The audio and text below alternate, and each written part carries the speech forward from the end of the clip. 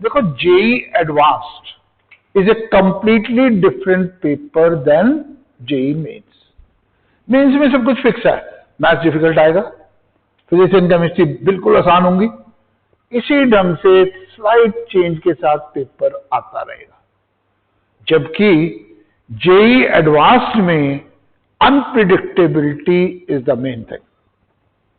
अब अनप्रिडिक्टेबिलिटी है, अनसर्टेनिटी है, अनसर्टेनिटी है तो probability of solving the question changes. Uncertainty में प्रोबेबिलिटी का रोल आ गया। तो अब अनसर्टेनिटी क्यों है, अनप्रिडिक्टेबिलिटी क्यों है? First basic reason for uncertainty or unpredictability is they change the instructions every year. Instructions बदलती रहती हैं, फिक्स इंस्ट्रक्शंस नहीं है। मेंस में सब कुछ फिक्स है, एडवांस में इंस्ट्रक्शंस बदलती हैं। अब मान लिया उन्होंने सिंगल आंसर क्वेश्चन देने हैं, 1/4 नेगेटिव से भी दे सकते हैं, 1/3 नेगेटिव से भी दे सकते हैं, हाफ नेगेटिव से भी दे सकते हैं, 2/3 नेगेटिव से भी दे सकते हैं। Be careful. एंड 2/3 क्यों? 100% नेगेटिव से बना दो। 3 marks for correct, -3 for wrong. तो सी उनके पास बहुत कुछ है कि आपको कितनी नेगेटिव उन्होंने देनी है।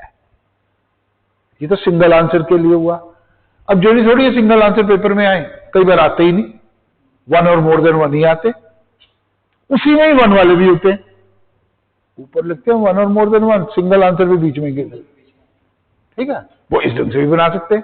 अब 1 और मोर देन 1 में पार्शियल मार्क्स हो सकते हैं, फिर पार्शियल मार्क्स के साथ नेगेटिव 50% हो सकती है, +4 -2 पे आए हुए हैं क्वेश्चन, +6 -2 पे भी आए हुए हैं, 1/3 नेगेटिव भी हो सकती है, 1/4 नेगेटिव भी हो सकती है, ठीक है। तो इसका मतलब है पार्शियल मार्क्स के साथ नेगेटिव मार्किंग भी हो सकती है। अब पार्शियल मार्क्स के साथ नेगेटिव मार्किंग आई, हो सकता है पार्शियल मार्क्स दे ही ना, ऐसे पेपर भी हैं जिनमें पार्शियल मार्क्स थे ही नहीं कभी, ठीक है। अब आप सोच के जा रहे हो पार्शियल मार्क्स तो आएंगे ही आएंगे, आप इंस्ट्रक्शंस को पढ़ोगे। ये जरूरी नहीं है कि पार्शियल मार्क्स मल्टीपल आंसर्स में हो। मैं ऐसे पेपर आईआईटी के दिखा दूंगा जहां पार्शियल मार्क्स नहीं है, कई बार नेगेटिव नहीं है और कई बार नेगेटिव है और अच्छी खासी नेगेटिव है।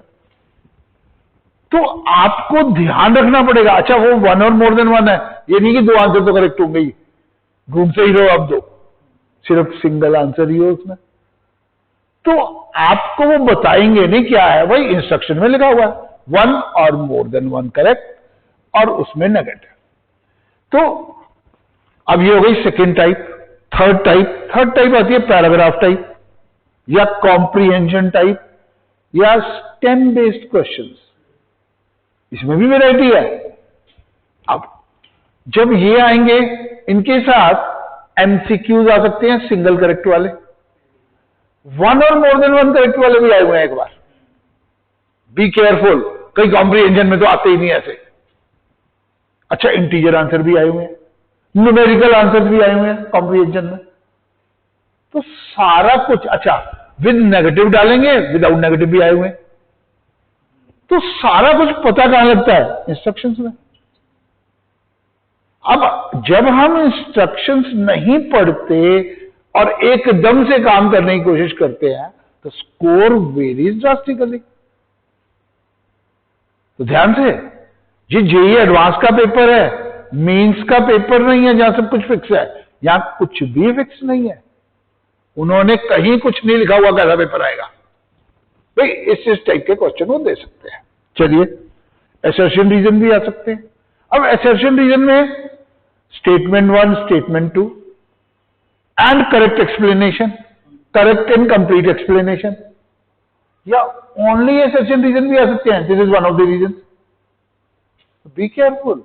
जो करेक्ट एक्सप्लेनेशन है वो अलग चीज है, only one of the reason अलग चीज है।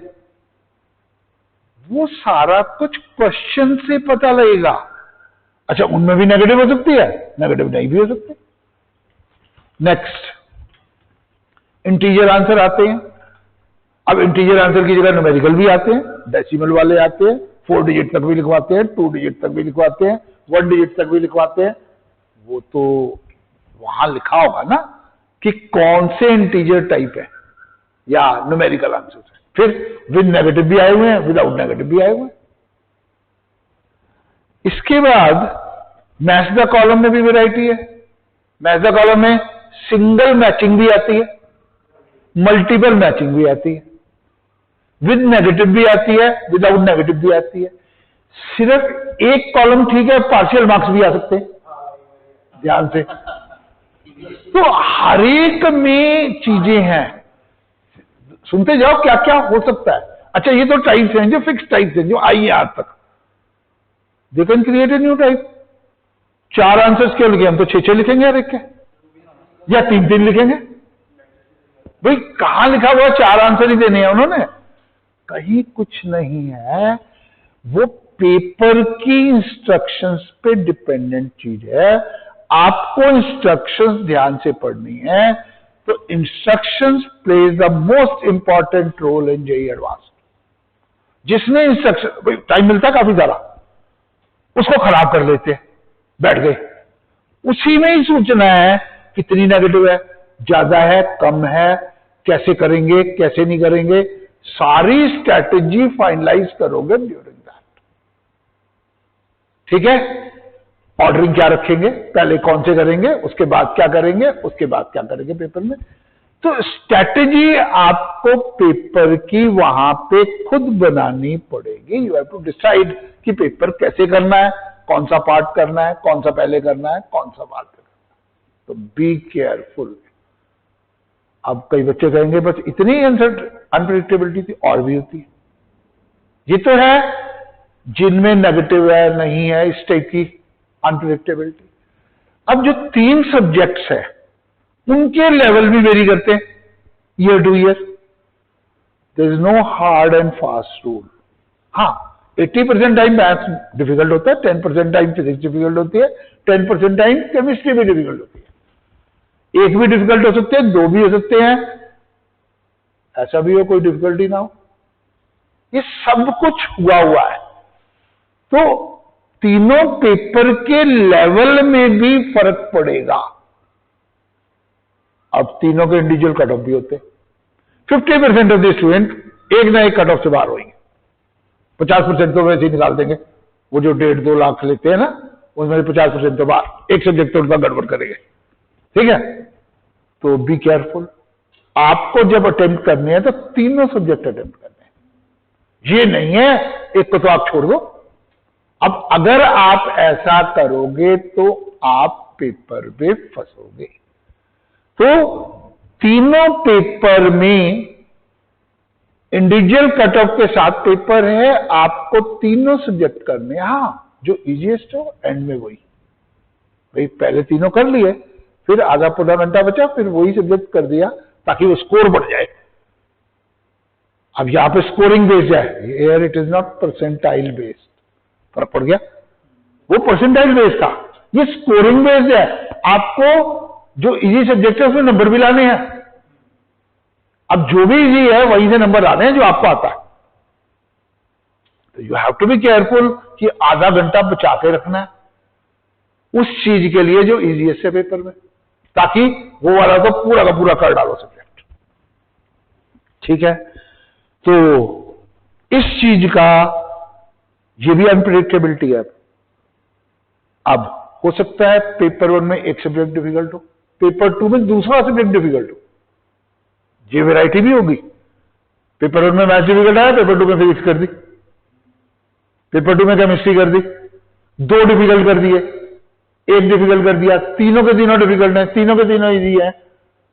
There are so many permutations and combination. पर जो कुछ भी है सबके लिए है। अगर आप डिसीजन वहां पे ध्यान से लोगे, कुछ नहीं होने वाला। पढ़ाई आपने की हुई है, प्रॉब्लम है प्लानिंग की। तो now planning plays a very very important role. Your selection और even non selection depends on that.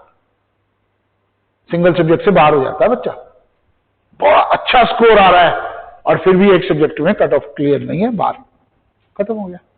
हाँ जी, तो वैसे तो भाई IIT कानपुर का पेपर है, जैसे पिछले 2 पेपर तुमको बताए हैं, वो 2 पेपर के हिसाब से अगर हम देखें तो maths is going to be the toughest, but मैं पिछले 2 पेपर के हिसाब से बोला है, हो सकता है इस बार कुछ वो चेंज कर ले, तो हम बिल्कुल फिक्स होकर नहीं जाएंगे 100%, 90% हम तैयार है, मैथ डिफिकल्ट आने वाला है, बट सारा कुछ पेपर आएगा तब पता लगेगा। बी केयरफुल, पूरी कोई ब्लाइंड वो नहीं भाई ऐसे कर देंगे ना, ठीक है। तो अनप्रेडिक्टेबिलिटी बता दी सब्जेक्ट्स के लेवल में, दैट इज द अनप्रेडिक्टेबिलिटी। अब क्योंकि मैथ्स डिफिकल्ट आना है तो there is a good chance कि मैथ्स के कट ऑफ से बाहर हो। हमारे आधे बच्चे हो सकते हैं मैथ्स के कट ऑफ से बाहर, जिस टाइप के बच्चे हैं हमारे, मैं देखा हुआ है, जैसे ही फ्लक्चुएट करता हूं मैथ्स को हालत खराब हो जाती है पेपर, फिर उन्हीं बच्चों का स्कोर आ जाता है नेक्स्ट डे। वो रीजन वही है कि आप लोग ये देखते हो कि हाँ ये हो गया, अरे हो गया, अब ढूंढो क्वेश्चन उसमें से कौन सा करना, मिलेंगे फिर भी क्वेश्चन, एंड कट ऑफ आराम से क्वालिफाई होगी, कोई झगड़ा नहीं होता। फिर जो नहीं है पेपर 1 मुश्किल हो, पेपर 2 आसान भी तो हो सकता है, पेपर 1 का इफेक्ट डाल दिया पेपर 2 पे, पेपर 1 में मैथ्स खराब हुआ, पेपर 2 में मैथ्स करा ही नहीं, कट ऑफ से बाहर। तो ध्यान से, अब ये जो रीजंस मैंने बताए हैं अनप्रेडिक्टेबिलिटी के, एक तो इंस्ट्रक्शन चेंज करते हैं, level of the 3 subject changes, फिर पेपर 1 से पेपर 2 में चेंज होता है, ठीक है। तो इसके कारण ऑलमोस्ट 2/3 ऑफ द स्टूडेंट जो अपीयर होंगे वो पजल हो जाते हैं, मतलब 2 लाख बैठे, 2/3 तो पजल हो गए, 1,20,000 तो बाहर हो गए। अब सिर्फ कंपटीशन बच गया 80,000 का, उस 80,000 में से 20,000 आ जाने हैं, 20-25,000 जो भी पास होने हैं। तो ये देखो कि आपको वहां पे पजल नहीं होना, तो आप एक्सपेक्टेशन लेके ही मत चलो।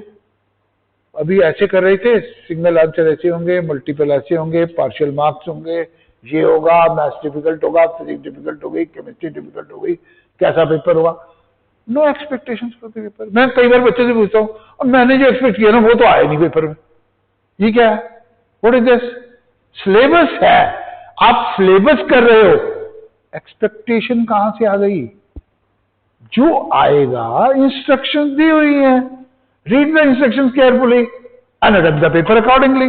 डिफिकल्ट है तो सबके लिए डिफिकल्ट है, इजी है तो सबके लिए इजी है। तो आपको डिसीजन ठीक से लेना पड़ेगा।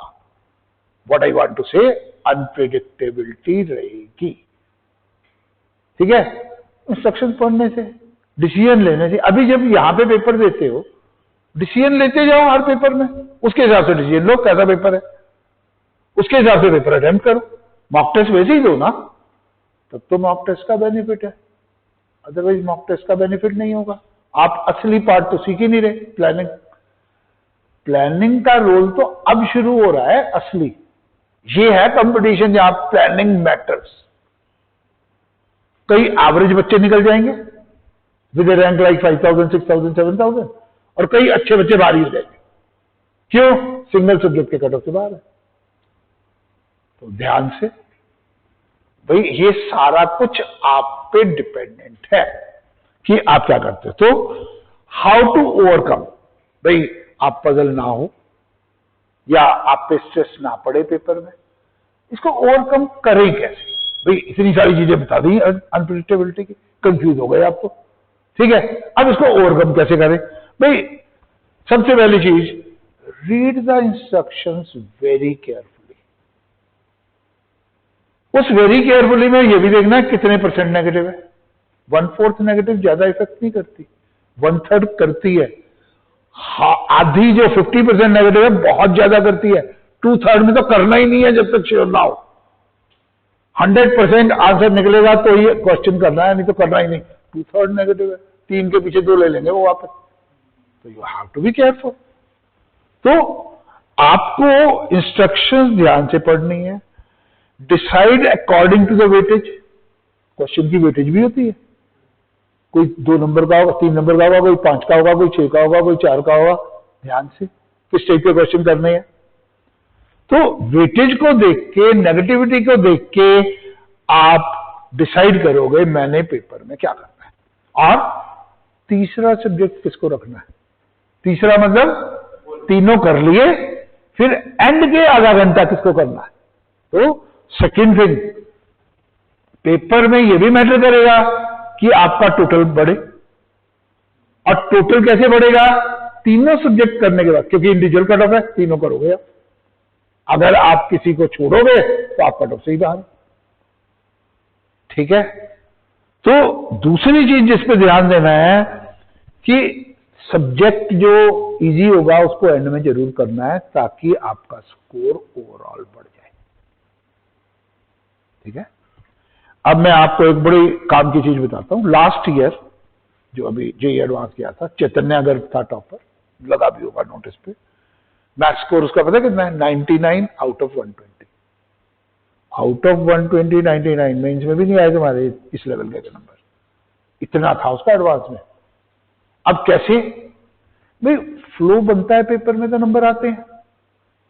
फ्लो बना और उसके नंबर आए। तो अब मैं आता हूं असली चीज पे। भाई मैथ्स पार्ट अगर अटेम्प्ट करना है तो मैथ्स पार्ट अटेम्प्ट करते हुए आपको करना कैसे है। देखो, मैथ्स यूजुअली डिफिकल्ट आएगा, 80% चांस है मैथ्स डिफिकल्ट हो। मैथ्स डिफिकल्ट आया। अब मैथ्स अगर डिफिकल्ट है तो अटेम्पटेशन का भी क्या होगा, यहां पे कैटेगरीज बनी होती हैं। ये सिंगल आंसर है, ये 1 और मोर देन 1 है, ये इंटीजर है। तो आपको एक कैटेगरी के क्वेश्चन पढ़ने हैं, पूरा पेपर नहीं पढ़ना। उस कैटेगरी में इजीएस्ट क्वेश्चन चुनना है, चुना, उसको कर डालो। ऑफ कोर्स ये भी देखना है calculation should not be very very complicated in the beginning. अगर फर्स्ट क्वेश्चन आपका ठीक हुआ, कॉन्फिडेंस बिल्कुल फर्स्ट क्लास है, और जैसे ही फर्स्ट में फंसे कॉन्फिडेंस आधा हो गया। तो be careful, read the questions very carefully, select the question very carefully. First question ठीक से जाए। से 4 क्वेश्चन थे और आप 2 ही ट्राई कर रहे हो, तो 2 ट्राई करें, leave that category, pass on to the next category. Next category में मैं क्या करूं। अब हर कैटेगरी की नेगेटिव चीजें देखते हुए उसमें अटेम्पटेशन है, वो भी दिमाग में है कि भाई इसमें इतनी नेगेटिव है इसके हिसाब से। बट ये नहीं इतना हो गया, अब क्या होगा ये, अरे सबके लिए है, तेरे अकेले के लिए थोड़ी दिया पेपर, सबके लिए सेम है ना। आप उसके हिसाब से डिसाइड कर लो बस। Take the decision there itself, believe in God and do the right. तो छोड़ दो ईश्वर पे, ये कर दिया मैंने, जो होगा देखा जाएगा। ठीक है, बट डिसीजन सोच के लेना है, राइट। तो कैटेगरी वाइज करेंगे, पहली कैटेगरी, फिर सेकंड कैटेगरी, फिर थर्ड कैटेगरी। हर कैटेगरी का इजीएस्ट करके आपने मैथ्स पार्ट को अटेम्प्ट करना है। मतलब मैं चाहता हूं मैथ्स में आपका फ्लो बने।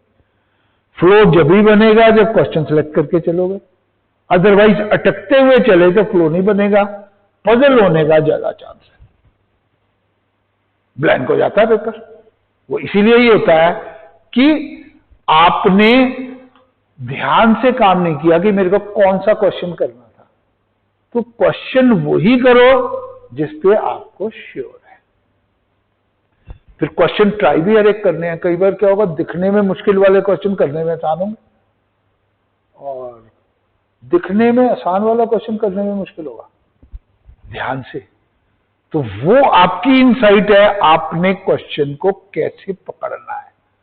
तो मैथ्स का पार्ट करने का सीधा तरीका, फ्लो बनाओ, जैसा लास्ट ईयर चैतन्यागढ़ ने बनाया।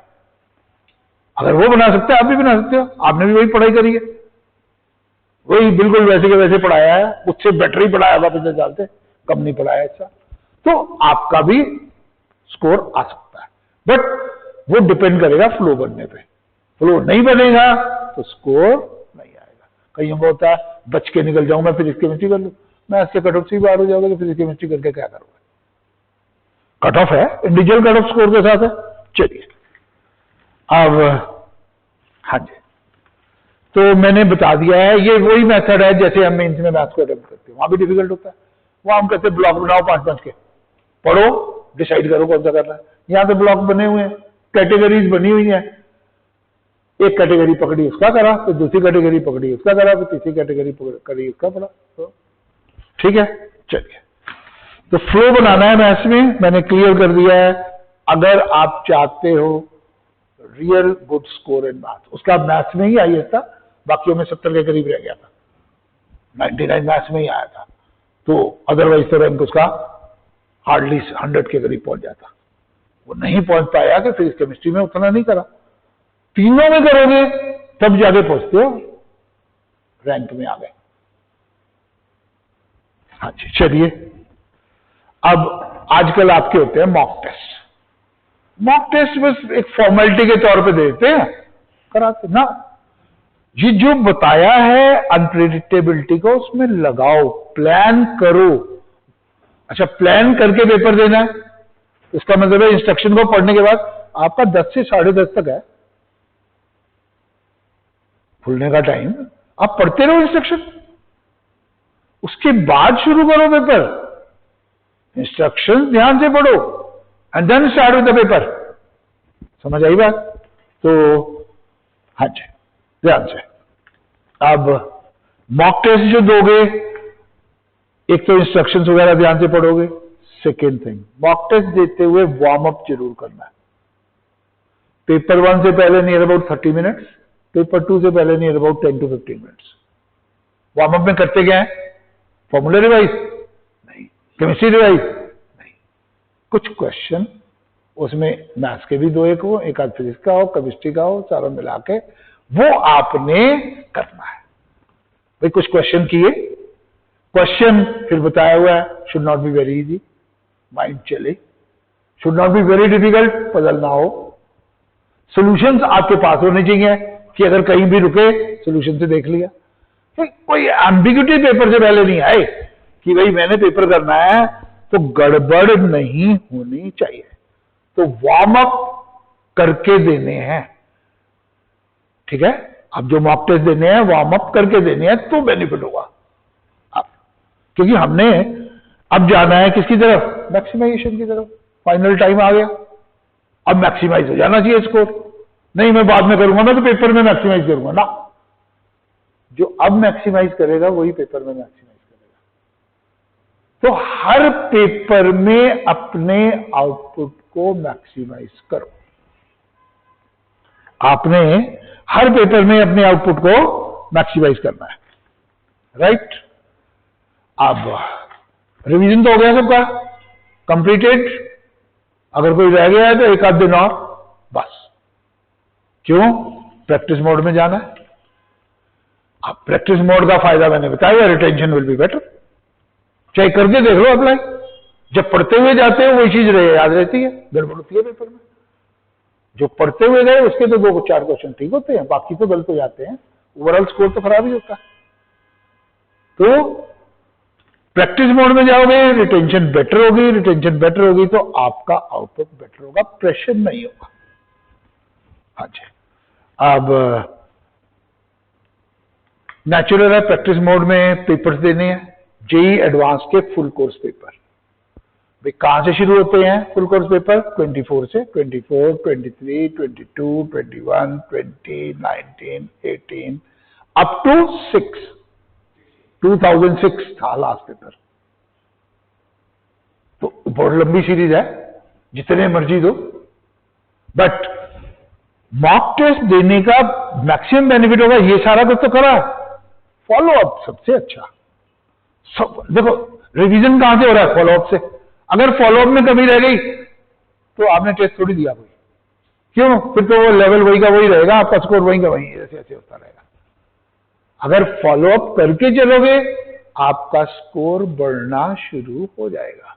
पर बढ़ता ऐसे नहीं है कि 50 नंबर बढ़ गए, 5 नंबर बढ़े, 10 बढ़े, हाँ 50 भी बढ़ जाते हैं, फिर अगले में 40 कम हो जाते हैं। वो फ्लक्चुएट होता रहेगा, ओवरऑल थोड़ा थोड़ा थोड़ा थोड़ा आगे बढ़ता जाएगा, ठीक है। तो पेपर्स देने हैं आपको प्रैक्टिस मोड में। अब एक और चीज है, जब भी आप पेपर देते हो क्लॉक पे बार बार नहीं देखना। Clock creates pressure. जो जितनी ज्यादा बार घड़ी देखेगा उतना ज्यादा प्रेशर उसने जनरेट करा। एक आध बार दो बार देखनी है घड़ी, लगातार घड़ी नहीं देखनी। कई होते हैं हर 2-3 क्वेश्चन के बाद घड़ी देख रहे हैं, क्वेश्चन नहीं निकालना पेपर में, टेंशन क्रिएट, स्ट्रेस क्रिएट कर रहे हो। तो क्लॉक को तो कम से कम देखना है, सिस्टमेटिक से करना है। कहीं फंस गए, leave the question aside, pass on to the next. आपको पता है फिजिकली एंड मेंटली कैसे छोड़ना है क्वेश्चन को, बहुत बार समझाया हुआ है। ठीक है, अब क्लॉक देखेगा तो प्रेशर होएगा, प्रेशर होएगा तो एरर होएगी। ठीक है, फिर हम कहेंगे एरर को रिड्यूस करो। तो पहले एरर कम करो ना, रिड्यूस तो बाद में करेंगे। एरर कम होंगे फिर हम एरर को रिड्यूस करते हैं। वो तरीका आपको बहुत बार बताया हुआ। क्या है भाई, जिस टाइप की एरर करते हो उसके पैरेलल स्टेप आएगा, स्लो डाउन होके विद मोर कंसंट्रेशन काम करना है ताकि वो एरर पूरी ना। बट एरर जनरेट मत करो ना घड़ी देख देख के। घड़ी देखोगे तो एरर हो गई। हाँ जी, अभी आपके स्कोर अप डाउन हो रहे हैं, मैं देख रहा था। ये ऐसे ही रहेगा धीरे धीरे करके। जब आप लगातार पेपर देते जाओगे पास्ट ईयर आईआईटी वाले, तब स्टेबलाइज होगा। मॉक टेस्ट से स्टेबलाइज नहीं होगा। जब आईआईटी के पेपर दोगे एक्चुअल वाले, फिर आपका स्कोरिंग स्टेबलाइज होती जाएगी। तो टेस्ट देते जाओ, फॉलो अप करते जाओ, उसी से ही आपका रिवीजन हो रहा है and you are getting ready for that day. ठीक है, तो ये अप डाउन चलता है। तो यहां तो मैं एक ही चीज कहता हूं, हमारे जमाने की बात है। हमारे जमाने में क्या होता था, हम ये कहते थे गिरते हैं सहसवार मैदाने जंग में। गिरते हैं सहसवार मैदाने जंग में। एक अच्छा सवार ही बैटलफील्ड में गिरेगा। वो मर्द क्या जो घुटनों के बल चले, पहले ही घुटनों पे चल रहे हो तुम, मेरी एरर ना हो, ऐसी क्या है, व्हाट इज दिस? डरते क्यों? Face it. जितना फेस करोगे उतना ही बेटर आउटपुट आएगा। Decide and work accordingly. तो बड़ी सीधा सा कोट याद रखो, गिरते हैं सहसवार मैदाने जंग में, वो मर्द क्या जो घुटनों के बल चले। घुटनों पे ही क्यों चलना है, हम तो सीधे चलेंगे, देखी जाएगी जो होगा। Well face it and must have faith in your ability. अपने ऊपर विश्वास, सबसे इंपॉर्टेंट चीज। Must have faith in your ability. Yes I can do it. जब तुम कहोगे I can do it, only then you will be able to do it. Must have faith in your ability. Yes मैं अच्छा था, अच्छा हूं, अच्छा रहूंगा। Nobody can change it. ठीक है, तो फेथ सबसे इंपॉर्टेंट चीज है। That's a very very important thing. So all the best for your JEE advance.